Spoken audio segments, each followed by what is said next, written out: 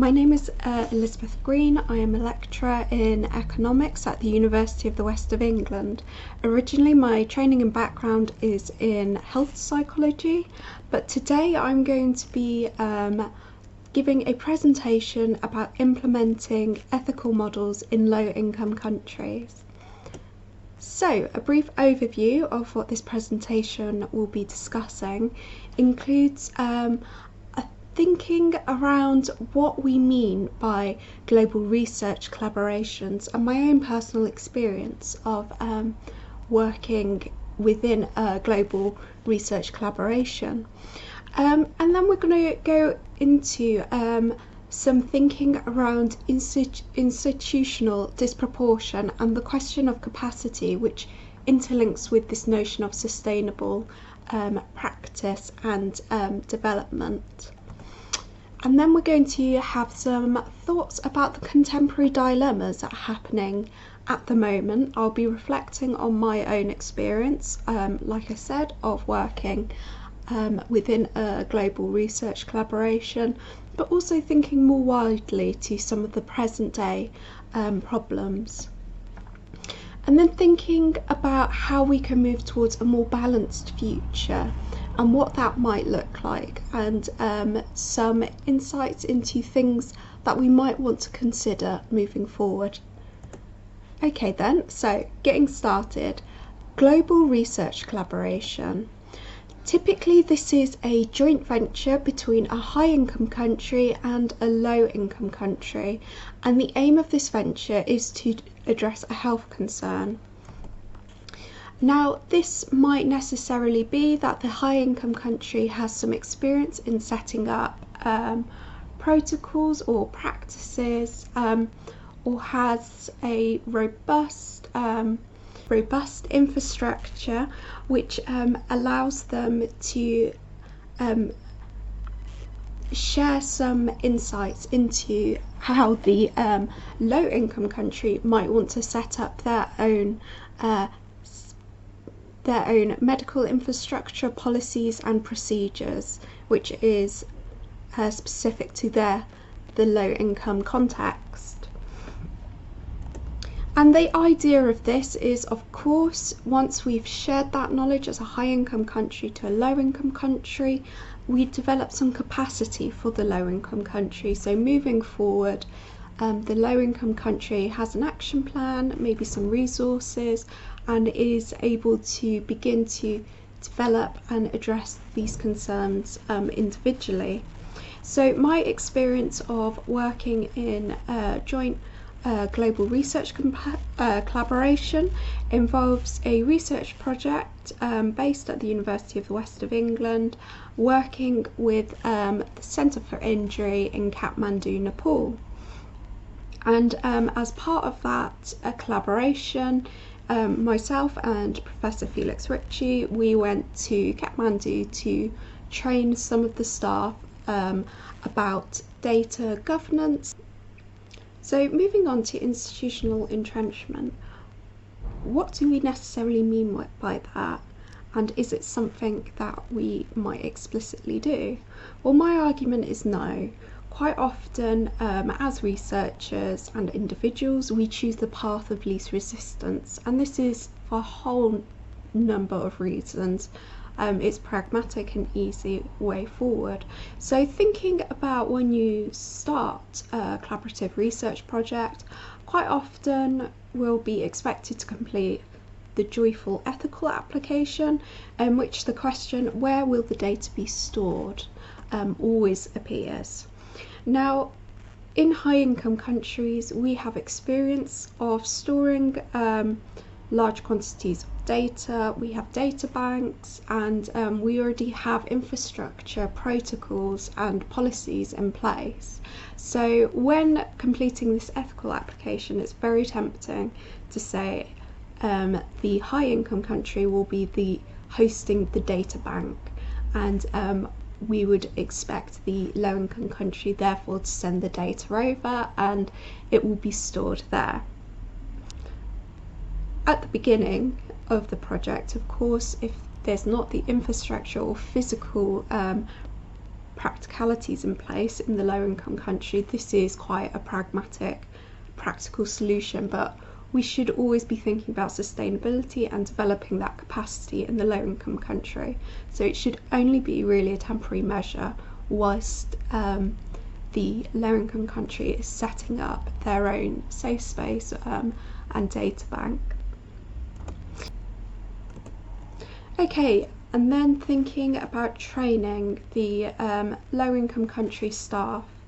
Once more, a very pragmatic solution is to send them to a university program which is being hosted in the high income country, as this has a good track record, good resources, it's already established, and on top of that it probably has a fantastic student experience score.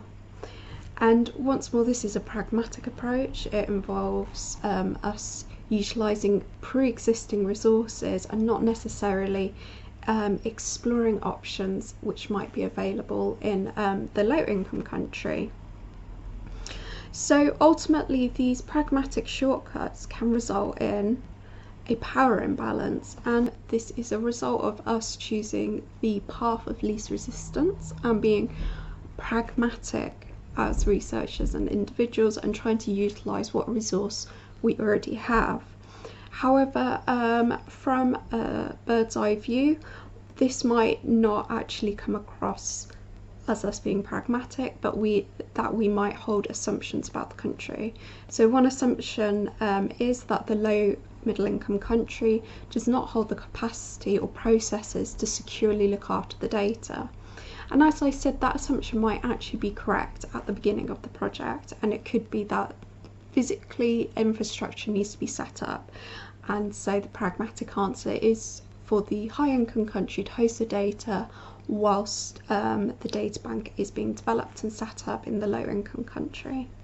However, what we need to ensure is that this is a short-term solution and that people are aware this is a short-term solution until we're able to establish the low income country situation.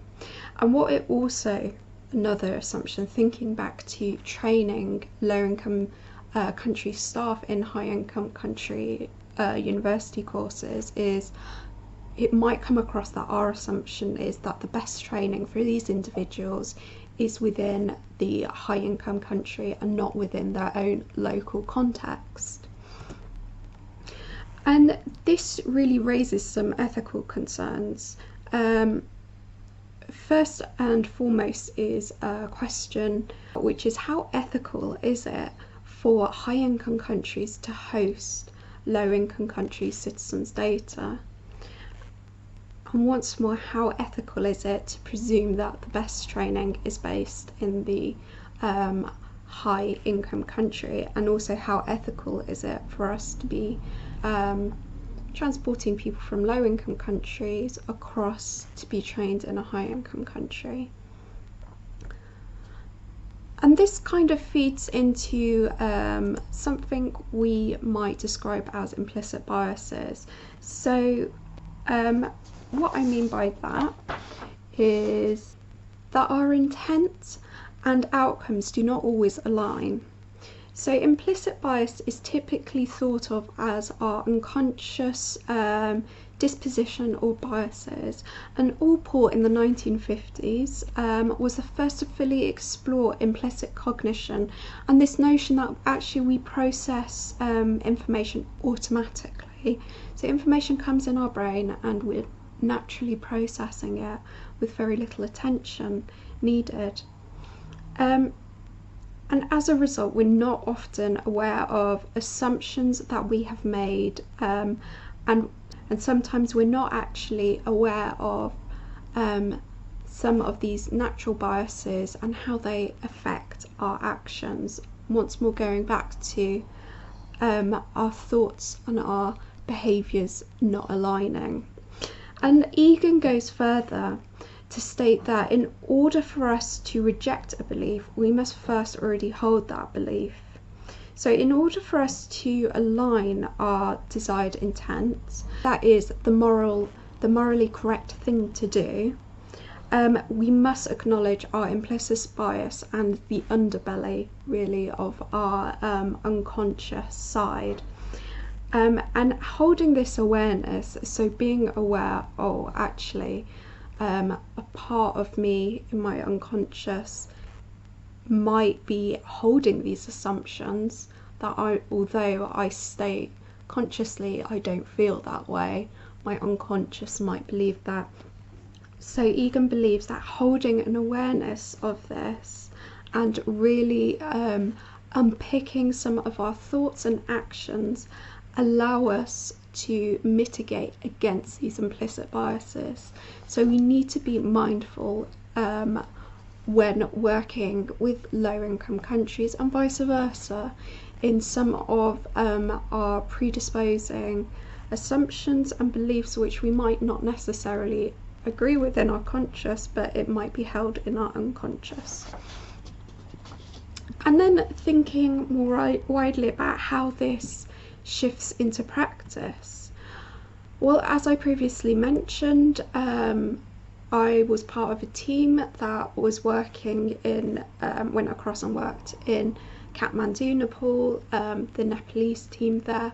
And when myself and Felix were designing the data governance course, we actually didn't speak to the Nepalese team. We didn't know anything about their context and culture, and we basically wrote a data governance course up on the fly and made a list of assumptions that we thought would be relevant for them. And it wasn't until we actually sat down with the Nepalese team we realised what we had done. So of course the course went out the window, and we really went back to basics and began to scope out, okay, what do you need, what capacity do you want to build, and going forward, how do we make this sustainable?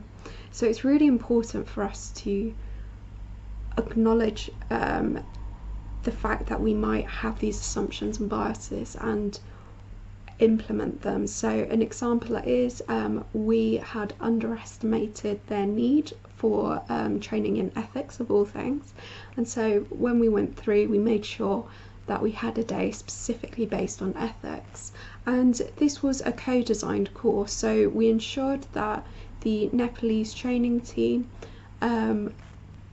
after one day of training, they would feed back to us what they would like to know more of, and the next day we'd come back and refine the training in the day session for them to really make sure that they're getting the best utility out of us being there, and we're addressing their concerns and their training needs.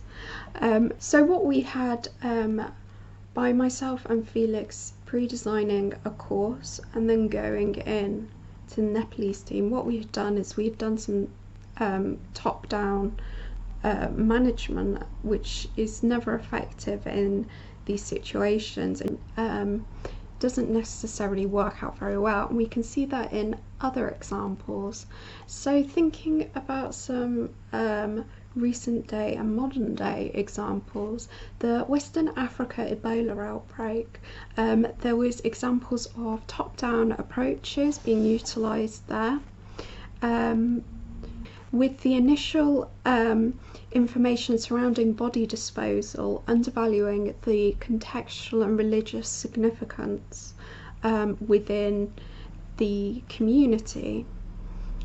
So as a result, it wasn't until working with local communities they were able to address and design specific guidance surrounding body disposal. So what happened was there was originally a top-down approach in which people were informed, okay, this is how you should dispose of bodies, but because it didn't align and it wasn't co-created to the cultural needs and with the local community, it was ineffective in being engaged.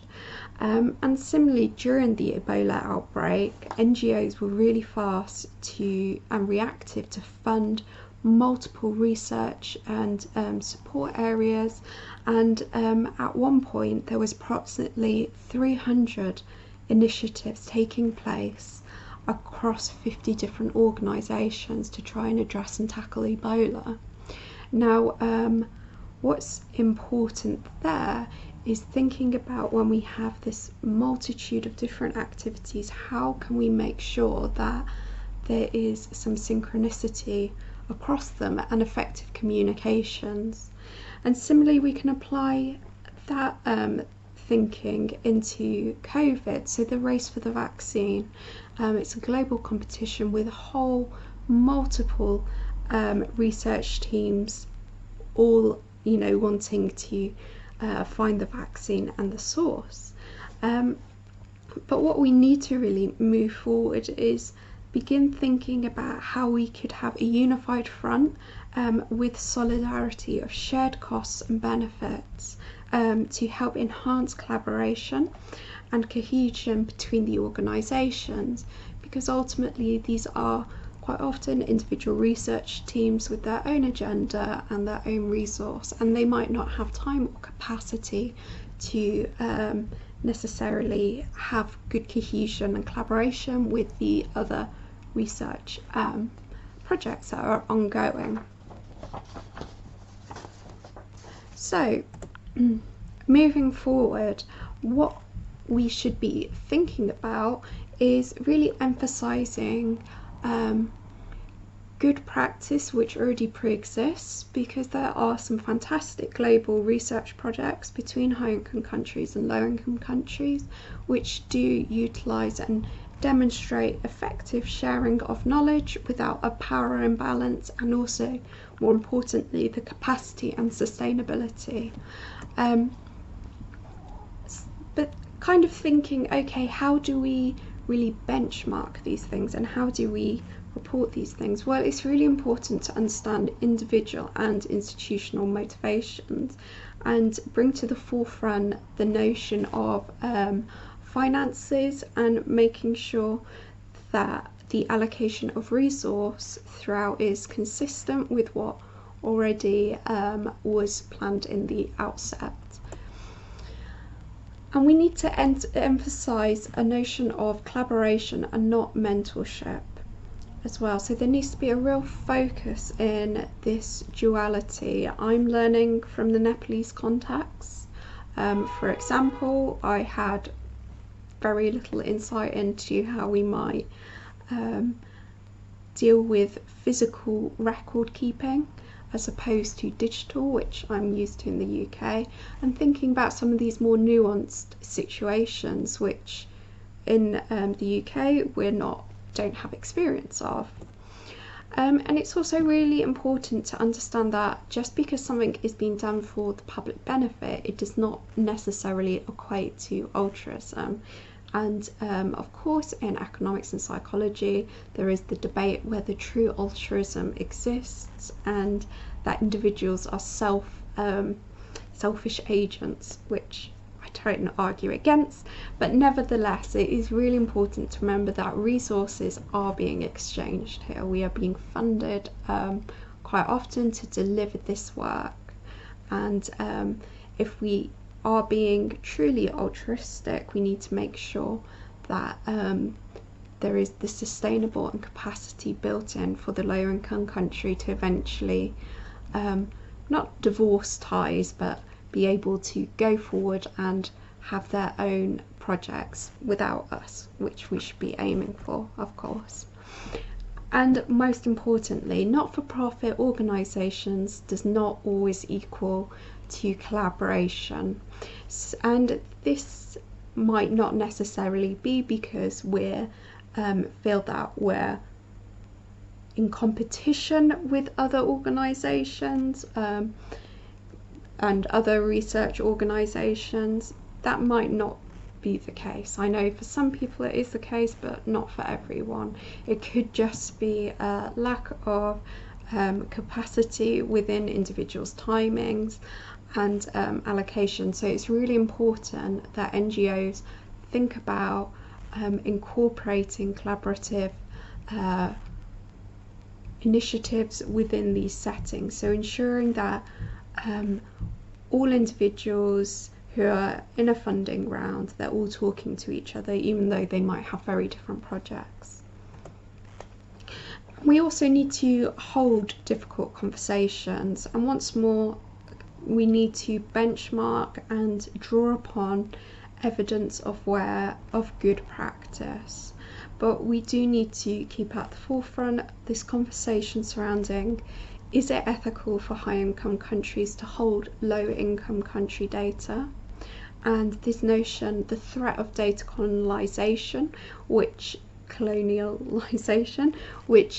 is quite a current debate, and is being some very interesting literature surrounding this. And we also need to really unpick what are the motivations surrounding the high income country engagement with the project. Is it just because there is a lot of research resource at the moment for doing some collaboration with low income countries, or is it because they genuinely do want to have this role where they can help facilitate and build capacity within lower income countries? And keeping being cognizant and mindful of implicit biases is also very important. So ensuring that people are really documenting their decision making, especially surrounding interactions and knowledge transfer between the high income country and lower income country, and keeping sustainability and capacity at the forefront of those conversations. Okay, so that is my presentation. Here's my references. Thank you very